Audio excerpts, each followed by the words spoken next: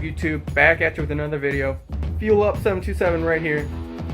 Alright, so this video is a anti-spark plug or spark plug anti-fouler put onto an O2 sensor that we had to drill to fit the O2 sensor. So on this car, it's an RX-8. They went with a catless system. So pretty much the need for one of these is for catless or bad cat converter code. So it may not fix it for the cat code for a bad cat, but these have good results for catless systems. So what we did pretty much was drilled the hole out for the O2 sensor to fit in there, because this is what it looked like before we drilled it. How it's got that little narrowed end, so the O2 sensor wouldn't be able to fit in there. So drilled it out, and then we're going to put the O2 sensor in there, make sure it's clear, and then we're going to install it on the car through the regular O2 sensor spot, and then we're going to start it up, see if the code comes back. If not, we're good. So let's get to it. Alright, so step one, under the car, I know you guys love this, unplug the O2 sensor. Already did, it's right there. Step two, unthread O2 sensor. Now, we did pre-loosen it just for sake of video, so that's out. Then we stick our anti-foulers on here.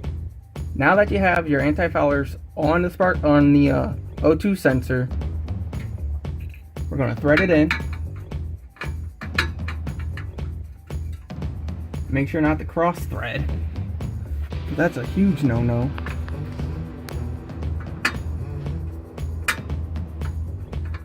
Which it's playing games. There we go.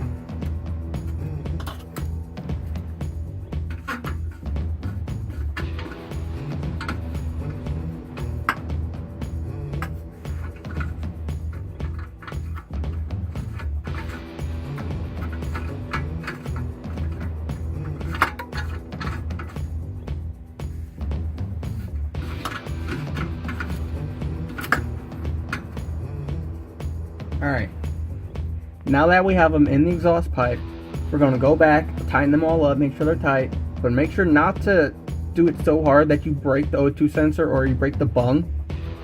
Alright, so we have it all put together, it's all tightened. Now the main purpose of having these anti-foulers and stacking them is so that the O2 sensor is drawn away from the pipe, which will read less carbon buildup or carbon going through the exhaust, which will then read as if there is a cat. So it's pretty much just to make sure that it's not getting too rich, because it brings it away from the pipe.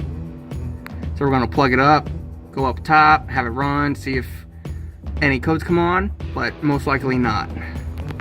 Alright, so we're in the car, been driving it for about 10 minutes. No check engine light, but those are traction control and wheel speed sensor lights, so those don't need to worry about for now.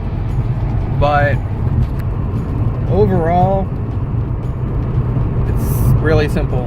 You just take the O2 sensor out, you unplug the You unplug the O2 sensor, you take the O2 sensor out, you take your anti-fouler spark plugs that you bought, make sure they have the right thread size for the pipe in for the O2 sensor. You drill them out just so the O2 sensor is able to fit in there nice and snug. Little room around it though, and it varies from car to car, but you do that, you put the foulers on, you put it on the exhaust, and then clear the codes, take it for a drive, and you're good to go. It's really easy, really simple.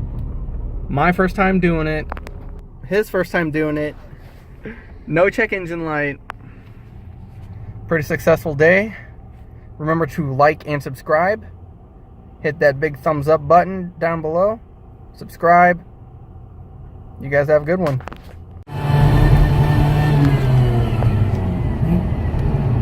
Squirrely!